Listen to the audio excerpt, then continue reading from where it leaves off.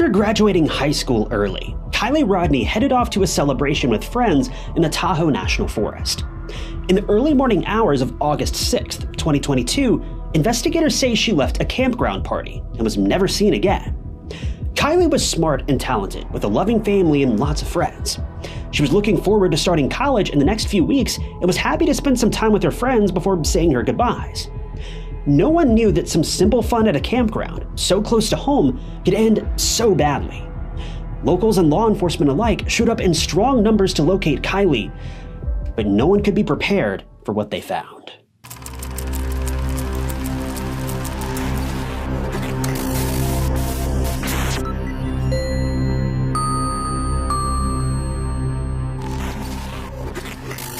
Friday, August 5th, 2022, was a beautiful day in the Tahoe National Forest, hosting clear views of Mount Shasta in the distance. Wildflowers were blooming, following the wildfires of summers past, dotting the landscape with purple and yellow hues. Summertime was ending, and people were squeezing in the last few days of seasonal fun before heading back to school. Kiely Rodni had just graduated high school early and with honors, and that's no easy feat. She was due to attend Sierra College in the coming weeks, and her family couldn't have been more proud. On Friday, August 5th, she spent time with her friends making creme brulee, and later she had plans to take part in a summer send-off party at Prosser Campground, which is about a 45-minute drive from Reno, not far from the state line, but it was only about 15 minutes from Kiely's home. Prosser Campground is located on a large reservoir and is commonly known to locals as the Sanctuary. This was the perfect place for friends to have one last hurrah before going off to college for new adventures. The following morning, around 9 a.m. on August 6th, Kiely had made plans to meet her closest friends, but she never showed. It would turn out that Friday, August 5th, is the last day anyone saw Kiely. Kiely was born and raised in Truckee, California. Her parents, Lindsay and Daniel, were loving and dedicated parents. She also had an 8-year-old brother who thought that she was the best person on earth. Kiely and her family lived in a more rural area of Truckee, and some would describe it as more off-grid, although many locals in the mountain towns of California lived this way. For Kiely, this was just her ordinary way of life. She was known for being a very happy person, so it was clear that her more off-grid lifestyle was panning out great for her. As the weekend finally rolled around, Kiely couldn't have been more excited to attend the campground party with her friends. At around 6 p.m. on the 5th of August, Kiely set out towards the party, with their parents never realizing they would never see their daughter again.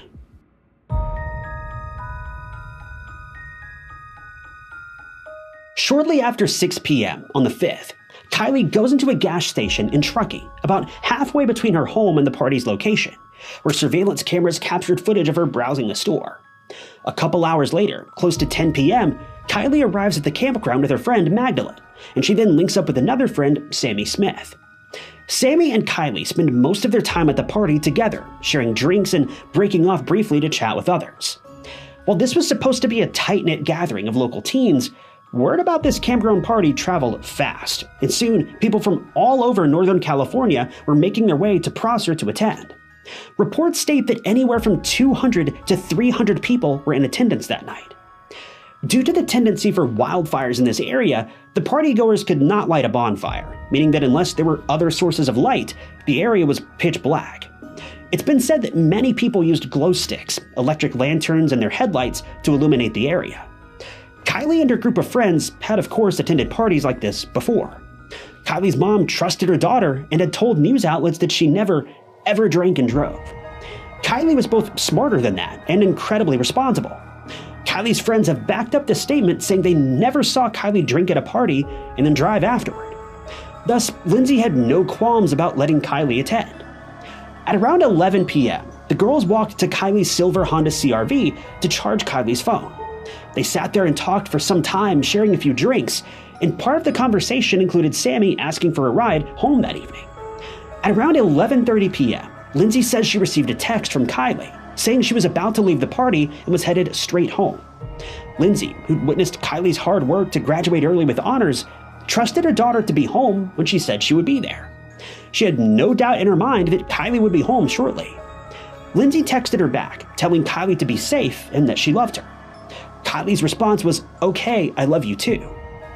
Between 11:30 p.m. and 12:20 a.m., Sammy decides that Kiely is too intoxicated to drive her home and arranges for another ride. The two girls parted ways, Sammy telling authorities that she said her goodbyes with Kiely at about 12:25 a.m. Minutes later, at 12:36, Sammy explained that she received another call from Kiely inquiring about her ride. Sammy says she could hear talking in the background, so she believed Kiely to still be at the party, but she couldn't be sure. Unbeknownst to Sammy, this would be the last time anyone spoke to Kiely. Kiely? Lindsay woke up the next morning to discover that Kiely was not in her room and that her vehicle was not parked outside. After she'd been unable to get a hold of her after a few calls, she instantly phoned the police and reported that Kiely was missing. But the police didn't issue an Amber Alert immediately. They said that there was no evidence that Kiely had been abducted. They went to the area where the party was held to conduct a search and interviewed about 1/3 of the partygoers. Investigators urged more people who attended the party to come forward, but many of the attendees were skeptical about speaking with authorities. Most of them were about to start college and were fearful that the repercussions from their activities at the party would ruin their future in some way. The police were vocal about the fact that no one would be in any trouble for things that happened at the party. They just wanted to find Kiely. But this wasn't enough to sway the minds of the partygoers. Most of them remained tight-lipped. I can't. Word traveled fast about Kiely's disappearance, but despite there being over 200 people in attendance, no one reported seeing anything. Is that Kiely? Yet both Kiely and her vehicle were missing. How is this possible? Surely someone would have seen something. Sammy decided to host a meeting with everyone who attended the party that night.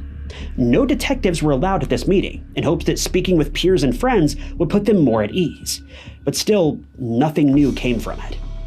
Sammy told authorities several times that she was the last person to see Kiely. Sammy and other girlfriends of Kiely were vocal about the pushy older guys that were creeping them out at the party. And this is when Sammy and the other friends decided to leave. This caused many people to raise their eyebrows. Why would a group of girlfriends leave one friend behind if they knew that she'd been drinking and that there were older men in attendance who were making these young girls feel uneasy? Even though Sammy reported that there were hundreds of photos and videos from that night, not a single one gave any evidence to Kiely's state of mind or whereabouts. Police were simply at a loss. Finally, days after Kiely's initial disappearance, investigators were able to confirm the last time her phone connected to cellular data was at 12:33 a.m., which would have been about the time she spoke with Sammy on the phone. So whatever happened just seconds after that call, well, it couldn't have been good. Police now had their first and only lead, and the search for Kiely was on. Sammy quickly became crucial to the investigation, having spent so much time with Kiely the night she disappeared, and she went on to do several media interviews. When asked about an interview about what she believed happened to her friend, Sammy says she thinks that, quote, somebody knew she was drunk, offered to give her a ride home, but didn't give her a ride home. Another initial theory is that she crashed somewhere along the way home. The area is mountainous, and the roads can be difficult to navigate, especially if you're an inexperienced driver who's been drinking and it's the middle of the night. For any of you who may not have ever driven through the mountains, let me just say, some of these mountain roads can be hard to navigate even in broad daylight. Adding drinks into the mix as well as the darkness of night, well, it's a recipe for disaster. Sammy Smith cooperated with the investigation, as did Kiely's reported ex-boyfriend, Jagger. But media interviews with Sammy and Jagger presented the public with discrepancies. Speculation circulated about the relationship between Kiely, Sammy, and Jagger. Many reported that Sammy and Kiely were not as close as Sammy had led the police to believe. At the time of her disappearance, Kiely and Sammy weren't even friends on social media, but internet sleuths discovered that Sammy and Jagger were. When Sammy and Jagger requested via social media that all in-person leads be directed to them instead of the authorities so that they could, quote, filter information, well, many started to get the feeling that something much more sinister had occurred. This, coupled with what many believed to be suspicious behavior, led to the belief that the girl claiming to be friends with Kiely may have had something to do with her disappearance. Following Jagger's public request that he be contacted with leads, the Placer County Sheriff's Department released a statement via Twitter on August 11th, saying that they never instructed Jagger to collect witness testimony. They emphasized that all information be relayed directly to them. This only increased public suspicion around Jagger and Sammy. As photo and video footage from the party started surfacing, it was sent over to be reviewed by the authorities. By August 12, 2022, the search for Kiely intensified. Authorities and volunteers extensively searched her last known location as well as her home, looking for anything that might have led them to finding Kiely. In a town hall meeting the week after her disappearance, the Placer County Sheriff's Office outlined their extensive searches. Officials told news outlets that they'd searched as far north as Sierraville and as far east as Verde.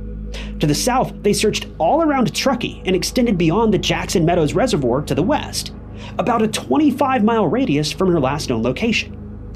People from the area volunteering in the search explained they didn't believe Kiely or her car was still in the Tahoe National Forest, which stretches over 800,000 miles. This is a vast and scenic area with a diverse landscape ranging from rugged peaks and dense forest to immaculate lakes and rivers. Kiely could have been anywhere, but the search team felt confident that if she was in that forest, they would have found her by now. Due to conflicting information about Kiely's relationships with Jagger, Sammy, and other partygoers, many were left thinking the worst, but hoping for the best. All the while, authorities continued to piece things together bit by bit. At a press conference on August 12th, law enforcement informed the public that they'd received reports from people inside the community that there was an adult dissuading people from coming forward, prompting officials to open a 100% anonymous online portal where people could submit photos, videos, and other information concerning Kiely's disappearance. By this point, the case was just getting downright bizarre. It seemed exceedingly clear that someone knew something, and they were going to every possible effort to make sure that this information didn't get out. By August 13th, law enforcement held another press conference where Public Information Officer Angela Musala explained that they had ramped up their search for the weekend. She explained that on August 12th, there was a potential burial site that was located near the campground that had been found by search and rescue ground teams in the area. She continued saying that Kiely's family was notified, and the FBI responded to the scene, accompanied by the Placer and Nevada County Sheriff's offices, whereupon further examination, they uncovered the remains of a dog. Angela went on to address the audience by saying, "Let me be clear, we have one team, one mission, and one goal, and that's to find Kiely Rodni." As the 9th day of the missing person investigation came to an end, the Placer County Sheriff's Office continued to follow up on 720 leads, looking for a single tip to lead them in the right direction. Meanwhile, people across the nation continued to speculate about what happened to Kiely, sitting on the edge of their seats waiting for the next clue. Occam's razor says that it's usually the simplest answer, but with an accident looking less and less likely with each passing day, what's the next simplest answer? What else could possibly cause someone to vanish without a trace from a crowded party? For a little over 2 weeks, Kiely's family had to go to sleep each night, not knowing where their precious daughter was, and her friends faced accusations from strangers all across the nation. And police worked tirelessly to find this missing girl. But then, a breakthrough. On August 21st, 2022, search and rescue YouTubers Adventures with Purpose pulled Kiely Rodni's silver CRV from the Prosser Reservoir. Adventures with Purpose is a YouTube channel that focuses primarily on cold cases. They specialize in underwater recoveries. When Kiely initially went missing, many familiar with their recoveries requested they join the search for the missing girl, and the team were happy to oblige. AWP states that a law enforcement agency reached out to them and asked for their help. Yet when they arrived, they were told that the lake had already been extensively searched with dive teams and there was nothing there. The search began in Prosser Reservoir at 10:40 a.m. on August 21st. They launched 2 sonar boats, one of which located an object at 11:15 a.m., 55 feet offshore and in only 14 feet of water, using a specialized Garmin sonar device. Nick, one of the divers, entered the water and confirmed the vehicle was the one belonging to Kiely Rodni by matching the license plate. A diver was sent down, and unfortunately, he found a body inside the cargo area of the vehicle. According to Adventures with Purpose, the Garmin EchoMap Ultra that they used to locate the vehicle cost around $2,500, a small investment for a police force of this size. It appears to be a solid investment for search and rescue teams. So if this technology is crucial for underwater searches, and a simple YouTube channel managed to purchase one, why are search and rescue teams in the area not using it? The FBI must have had the latest technology, So why were they unable to find the vehicle in the 2 weeks they helped local agencies in the search? After making the discovery, AWP made a Facebook post about the recovery mission. The team maintains that they reached out to law enforcement first, as they were working with them to locate Kiely. But at the press conference the following day, the spokesperson for the sheriff's department stated that AWP never reached out to them and that the police had to go out of their way to contact the team. Due to the amazing reputation of AWP, people have been skeptical about this information, with some believing that local law enforcement were just embarrassed by their oversight. The discovery of Kiely's vehicle was devastating to her family and the community. But even worse was when police made the haunting announcement: the body found in the back of the car was, unfortunately, Kiely. Most would assume that this would be the end of it, case closed. But things continued to get weirder from here, as people began to question local law enforcement about their efforts in finding Kiely. Doug and Nick of Adventures with Purpose stressed that they have a unique and rare skill set, and that aiding police agencies in this way is an honor. They acknowledge their support for law enforcement across the US, including the FBI. But as the news of the discovery surfaced, many people following the case began to wonder, how could the men from Adventures with Purpose do in less than 2 hours what several agencies, large and small, couldn't accomplish in 2 weeks? Adventures with Purpose discovered Kiely's vehicle upside down in an area that had been, quote, extensively searched by authorities. This led many to question the competence of local law enforcement, and rightfully so, especially since a trail camera in the area shows that at 12:32 a.m. on August 6th, a vehicle drove straight into the water where Kiely was found, and at the exact location where her cell phone last pinged. The local police department said that they'd spent over 15,000 man-hours searching for Kiely, only for another team to come in and find her in less than 2 hours, in the same spot where her phone last pinged. Aerial views of the location clearly show something in the water where they recovered her body. So if there were air searches conducted, how was this missed? If she drove her vehicle into the water, it should have driven through the sand. How were those tracks missed when her mom reported her missing the very next morning, less than 12 hours after she'd vanished? Doug Bishop from AWP went on to state in an interview that he found the circumstances extremely suspicious. He cites many of the things already discussed, that she was highly intelligent, on her way to college, and disappears from a large party only to be found a few hundred yards away. He explains that it isn't possible that Kiely went the wrong way down the road. He explains that this road was one way in and one way out, not to mention a road that she was very familiar with. Yet the road her vehicle ended up on had a very hard, sharp left turn onto a rough dirt road that requires four-wheel drive. Essentially, whether she was drunk or not, Kiely would have known immediately she wasn't going the right way, making her crash even more suspicious. Doug Bishop explains that where she was found within the vehicle, in the cargo compartment, was also suspicious, and that the whole thing just doesn't add up. The fact that no one is willing to talk is a huge red flag and adds to this suspicion. While this very well could be an accident, there are many inconsistencies in this story. Her friend stated that she seemed too drunk to drive and reported strange men at the party, but had no problem leaving her there alone. She clearly and coherently texted her mother, yet 30 minutes later was too inebriated to know that she was going the wrong way down a road that she'd traveled many times before. Law enforcement searched extensively, but couldn't locate a vehicle that was clearly seen from aerial cameras. It just doesn't add up. Bishop also says that it's suspicious that Kiely was located in the cargo area of the vehicle. He explains that had the windows been up, Kiely would have had the time to crawl back there. But why would she do that? Why, Kiely? Well, we don't know. But the thing is, when the vehicle was recovered, multiple windows were rolled down. This means the vehicle would have filled with water so quickly that she wouldn't have had time to maneuver back there. And why would she? She could so easily have maneuvered out the window to safety. The fact that she became stuck in the back of the car just makes no logical sense whatsoever.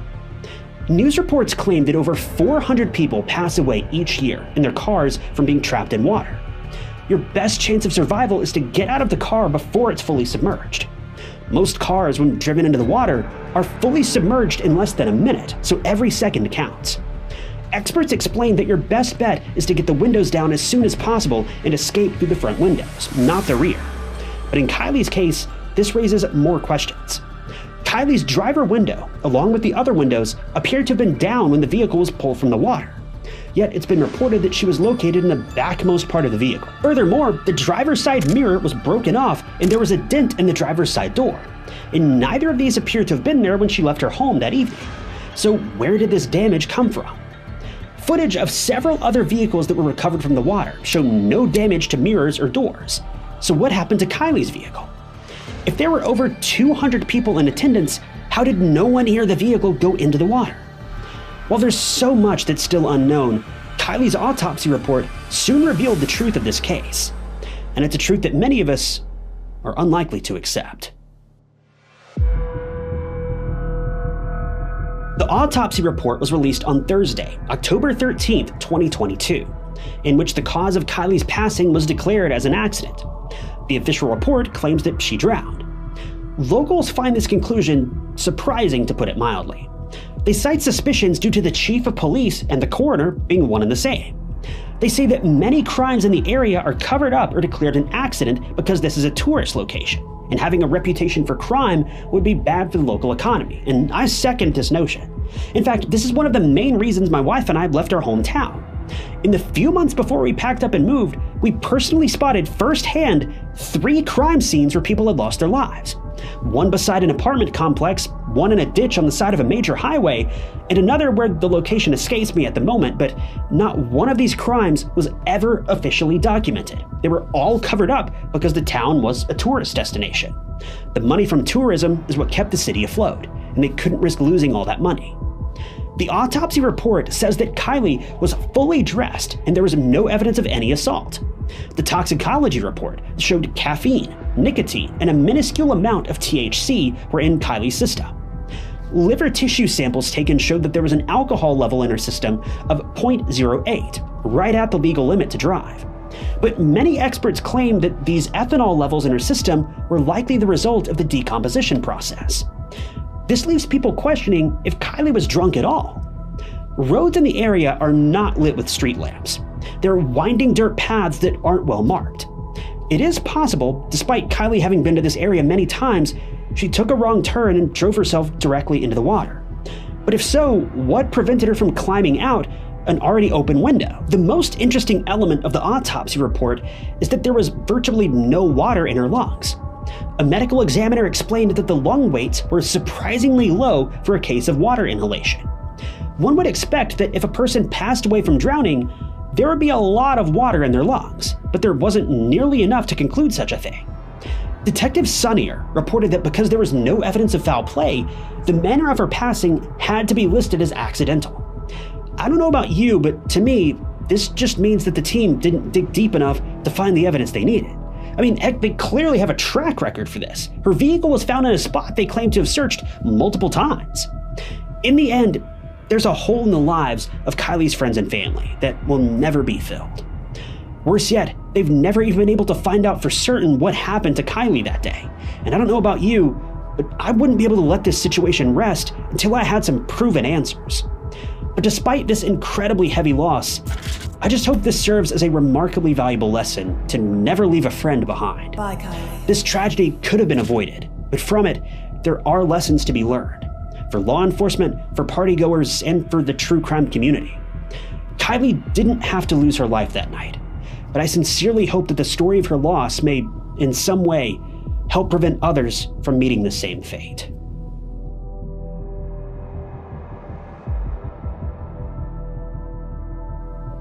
Thank you guys so much for tuning in to another episode of True Crime Stories. If you enjoyed this video, check out this other interesting case I covered, and don't forget to subscribe. It's totally free and keeps you up to date with all of my future videos. You can also click that join button below to support the channel and see new videos long before everyone else does. But my name is Ty Knott, and I'll catch you guys in the next one.